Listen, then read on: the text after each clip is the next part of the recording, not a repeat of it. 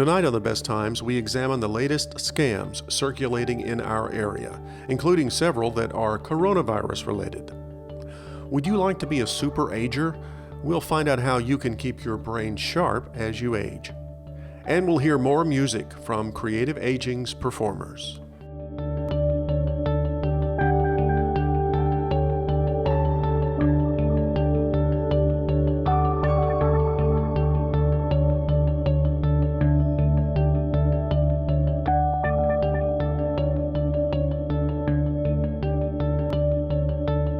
Funding for The Best Times is provided by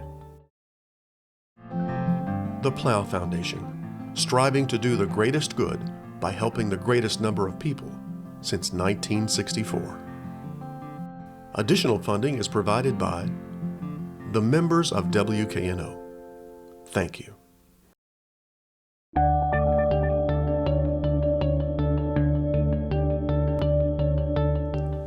Hello, I'm Chris Hardaway. Welcome to this edition of The Best Times, a series that looks at life after 50. In 2019, the Senate Special Committee on Aging reported that seniors lost nearly $3 billion to financial exploitation scams. In fact, a study found that almost 20% of all people 65 and older had lost money in scams. Unfortunately, the presence of COVID-19 has given scammers multiple opportunities to try to trick you into handing over your money. The best way to protect yourself is to be aware of the scams in your area and apply a healthy dose of skepticism to any offer that seems too good to be true.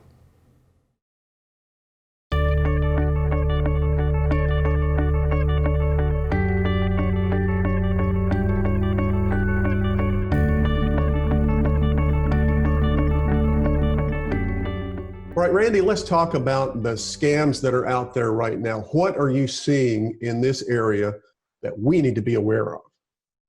Just yesterday, I got a call that I had won Publishers Clearinghouse, $2.8 million. Winston McKenzie called me. They were all set to show up at my house with my check, but all I had to do was go to a local store and buy two $500 one vanilla. I'd never even heard of this kind of prepaid debit card, but it's a prepaid debit card, one vanilla card, call the fella back, give him those numbers as sort of a fee, and they'd show up and pay me my $2.8 million. Now, as funny as that sounds, and I obviously didn't fall for it, they wouldn't keep making those kinds of calls, and that was a phone call unless there were people falling for it. From March 1st of this year to July 16th of this year, we've received 58% more scam reports than in the same time last year. Well, let's talk about some of those coronavirus scams that you're seeing. What's out there? How do we protect ourselves? I break them down into really 5 major categories: phony treatments, fraudulent websites, bogus grants and stimulus payments, employment scams. And one we all talk about, because it's going to get more and more attention, contact tracing scams. But let me talk quickly about the phony treatments. Since March, the Federal Trade Commission and the Food and Drug Administration have sent over 275 warning letters, and they send them in batches. It's like every 15 days they send another 50 or 60 warning letters to companies who are peddling products they claim can prevent, treat, or cure coronavirus. Products such as ionic silver, vitamins and minerals, even sound waves and music. Now those sound a little far-fetched, but some of the others that actually the agencies are more concerned about, acupuncture, stem cells, IV therapies, are actually mainstream treatments for certain kinds of illnesses, but not coronavirus.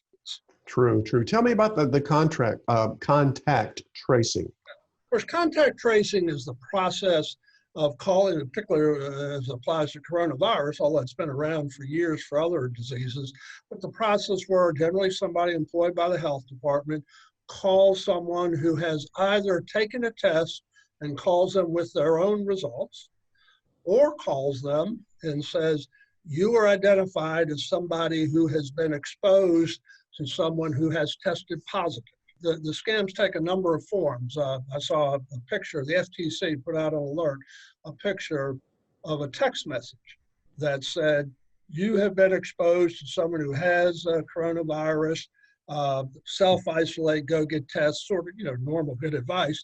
Click here to get more information. Of course, clicking there downloads malware to your device, and then the crooks can steal information from your phone or computer.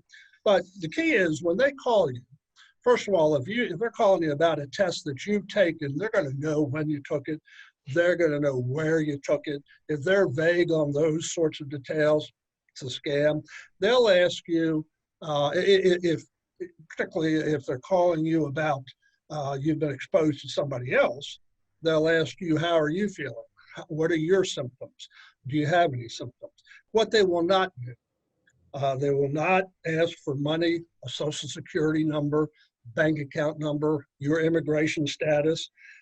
They may send you a text message ahead of time saying somebody will call, but it won't have an attachment. It won't have a link to click on.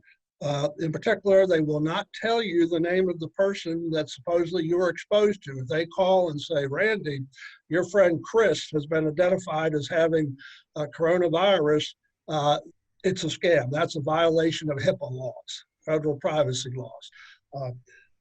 To flip it around, though, I always want to say, once you determine that a contact tracer is legit, cooperate with them. They are trying to help us all limit the spread of this disease.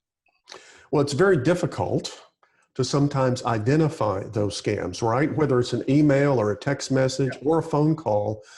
What are some red flags that people should look for?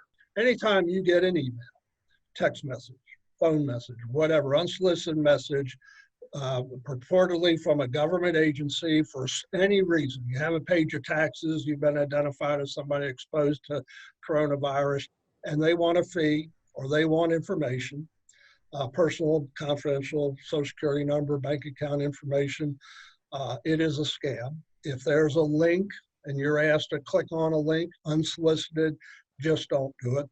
A lot of these scams, by the way, originate overseas. And so one red flag to look for is if it's just terrible English and bad language or whatever, that's an indication. Even if somehow whatever they're calling you about seems real, that you really owe your taxes or something, but then they ask you to pay, like the guy asked me to pay to get my prize money by going to buy a prepaid debit card. That's if you ask to wire the money, prepaid debit card, yeah, you really ought to ask yourself, but people don't. If the government calls the IRS and says you owe back taxes and to pay them you need to pay with one vanilla debit cards, I would like to think people would stop at that point, know for sure it's a scam, but not always. Not always. And that brings me to this question. Are seniors more susceptible to scams in general, and specifically to some of the coronavirus scams that you've mentioned?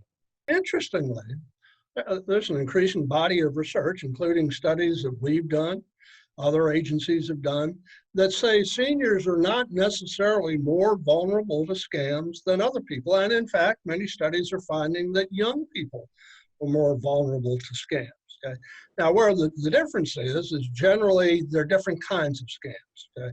And the kinds of scams that seniors fall for tend to be home improvement scams, romance scams, investment scams, and they end up losing more money. Maybe the propensity to fall for a scam is lower than a younger person, but when they fall, they lose more money. And during coronavirus, yes, several agencies have put out alerts that say, be more attentive to your elderly parents, other seniors, and think about it. Unfortunately, these days, because seniors are more likely to get this disease, they're more likely to be isolated. They may even be isolated within a nursing home or a retirement home. And so the crooks prey on that. So one of the keys there is if you have an elderly parent, relative, friend, check in with them. You need to reach out to them. Don't wait for them to reach out to you. Talk about scams. Look for, if you're having conversations with them and they start talking about a new friend they've met online, on the internet, on the phone, check that out. If you fall victim to a scam, do you have any recourse? Is there anything you can do? What should you do? It depends. Certainly what you should do is, depending on the nature of the scam, we'd like to hear about it. Uh, the FTC, you can file a complaint with the FTC. Again, depending on the nature of it, the severity of it, the amount of money involved, maybe talk to the police. The problem with so many of these scams is the crooks are overseas. And if you end up wiring money to them, or you end up going and buying some of these gift cards, and then all they need to loot the money, they don't need the card. All they need to loot the money on the card is the numbers on the back. You get one of these cards, you give them the number, they can loot it. So in most cases, you're just not going to be able to get your money back unless it happens to be some of these companies that I mentioned earlier that the FTC is warning about, if the FTC brings an enforcement action against a company, they may be able to get some restitution, but invariably it's pennies on the dollar. The people. And you mentioned that so many of the scammers are based overseas. So I would imagine it would be very difficult to find and prosecute those individuals. It's hard. Fortunately, excuse me, the FTC, the Department of Justice are able to cooperate. India, the IRS scam, phony IRS scam, that was the number one scam reported to us for years, going back 3 or 4 years probably. The cases really dropped down when international authorities, FBI, other agencies cooperated and shut down about 15 call centers in India where those calls were originating. Okay. And it was a cottage industry there. Now those calls have picked back up, but yeah, and it is harder. But so be careful. By the way, don't trust caller ID. Caller ID, they can put any city on there that you want. And the guy who called me about my Publishers Clearinghouse, my caller ID said he was calling from Grand Coulee, Washington State. Okay. I'm pretty sure he's calling from Jamaica, not only because that's where so many of those calls originate, but coincidentally he had a Caribbean accent. So you can't trust caller ID. All right, to close out, give us your best advice on how we can avoid scams. I'll tell you, it's sort of the number one piece of advice: calm down. Don't let your emotions outrun your common sense. That's what so many of these government scams in particular, and these scams, these contact tracing scams, they send you a message that you may have been exposed, click on this link. And of course your emotions, you get all concerned. And so just slow down. If you're not sure, check out an offer with us, check out the company with us, talk about it with somebody else, but just slow down, be calm. And that won't get you out of every scam, but it'll get you out of a lot of them. And probably have a little dose of skepticism too. Well, and in particular, back to the coronavirus, unfortunately, you just have to be skeptical of any miracle health claims. You are not going to hear about a vaccine that's proven available for distribution on a late night TV commercial or the internet or some text message sales pitch. It's going to be plastered all over the front pages of the paper, all over the evening news. Just be skeptical of miracle health claims. Wish they were out there, but right now, particularly for coronavirus, they are certainly not. Well, Randy, thank you very much for being on The Best Times and talking about the scams and helping us avoid those scams and maybe hold on to our money. We hope so. We appreciate it. Thanks. To find out more about the scams in your area, go to the Scam Tracker at the website of the Better Business Bureau.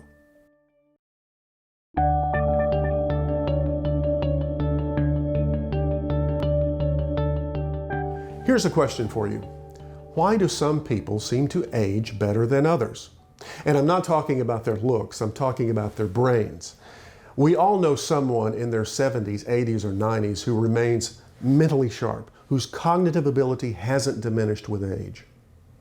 Researchers are just beginning to study this small percentage of the aging population to try to unlock their secrets. Secrets that could help us prevent dementia and Alzheimer's. Scientists have even given these individuals a name. They're called superagers.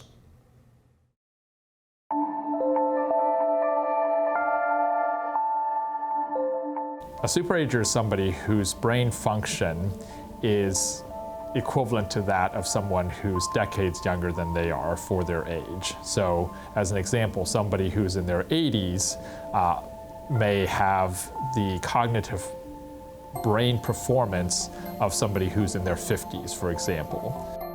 What happens to our brains as we age? Scientists know that as we get older, our brains shrink in size. This process of atrophy is normal. But superagers experience dramatically less brain shrinkage than the average person, and the outer layer of the cortex of their brain is thicker. Researchers are trying to understand the difference between superagers and the rest of us. I think that the research is probably going to find that it's a combination of genetics as well as what activities they're doing, as well as the rest of their daily activities that helps them maintain cognitive health as they age. Genetics aside, is there a recipe for becoming a superager? Scientists think the key is daily exercise of your brain. And similar to like a muscle, where if you're lifting weights, your muscle gets stronger and you maintain sort of muscle tone, the brain needs to be stimulated. So doing cognitive activities as you get older. So if it's reading, writing, playing bridge, playing chess, those activities, it doesn't really matter what the activity is, but rather that you're doing something that continues to stimulate your brain. So how do we make our brain sweat? Try taking up a challenging activity like bridge. Playing bridge is a key to healthy aging, both from the mental aspect. As I mentioned, there are 365 billion hands, so it's a constant puzzle. You're doing puzzle after puzzle. In the English language, there's only 1 million words. So when you do a crossword puzzle, your brain is stretched this far. When you play bridge, your brain is stretched that far. Bridge is it's the most amazing game you'll ever play. It may take a little while to learn. You have to be patient because you're not going to learn it in an hour or in an afternoon. But once you learn the game, it's always intriguing. It never gets old. At the Howard Vance Guitar Academy, a group of older students is learning to play musical instruments, which is yet another activity that challenges our brains. Second chord. This keeps me on my toes.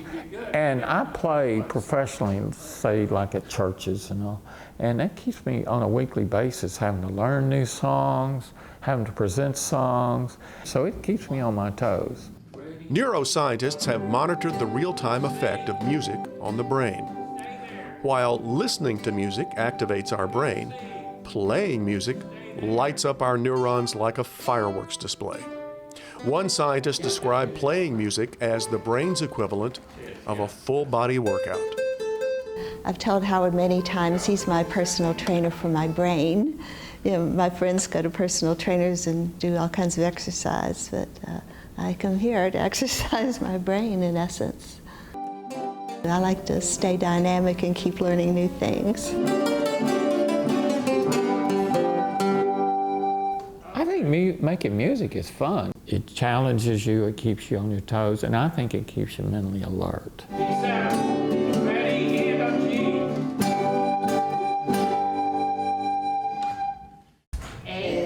At the Bartlett Senior Center, a group of students is learning French. Like learning the language of music, learning a foreign language challenges your brain to think outside its comfort zone. Elaine Carrier has taught both French and Spanish in our school system and thinks her older students enjoy the challenge of learning a new language. There's a part of the brain for languages. French is a Romance language, a lot of words similar to the English, so you're making connections all the time. What looks familiar, what in English can I hang on and make the connection? So it's making connections, learning something new, adapting to new activities.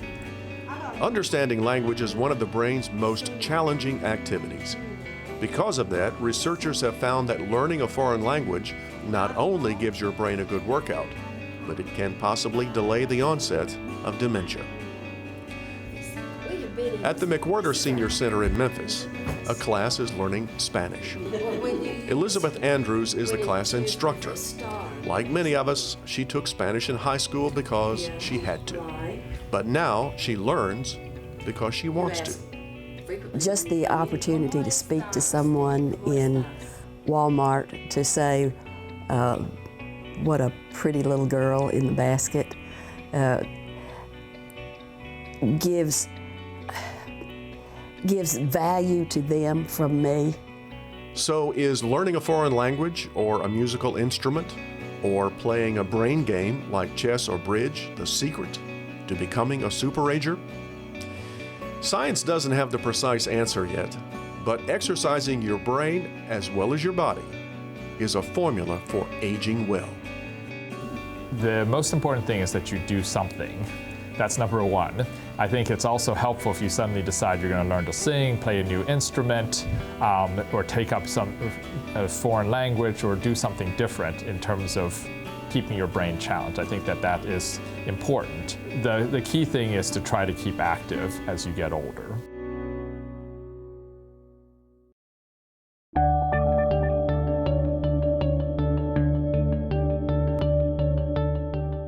If music can help us stay young, then let's close out the show with an original song from Creative Aging's Double D Band.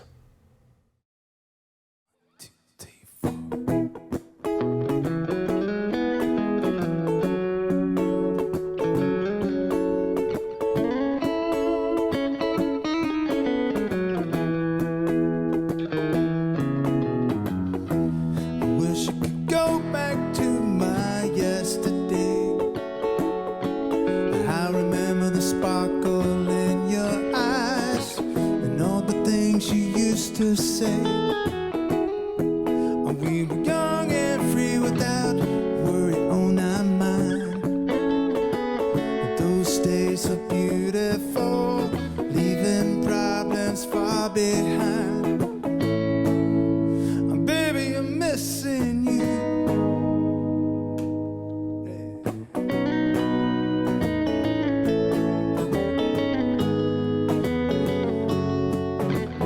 First time that I saw your face, I told myself that there's no way I'm gonna let you get away. And when we kissed, you set my world on fire. I felt the flame inside my heart. You became my only desire.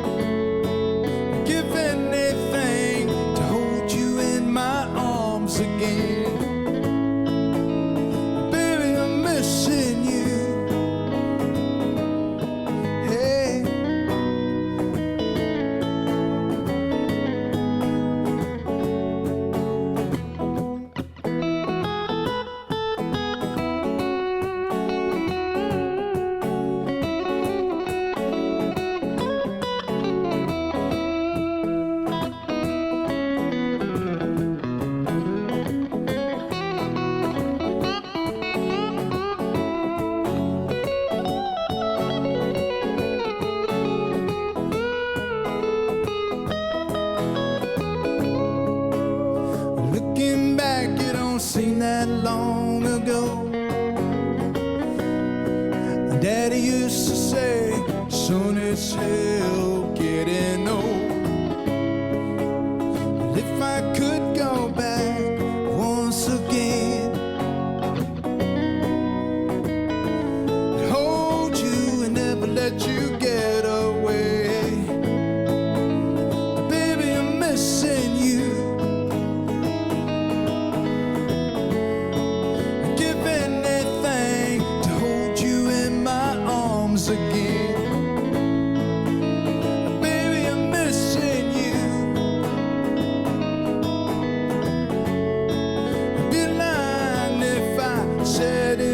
Was it true? Baby, I'm missing you. Hey, missing you.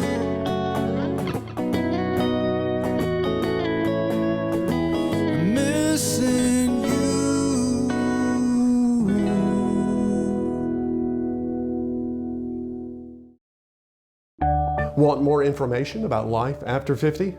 Go online to watch more shows and find more resources.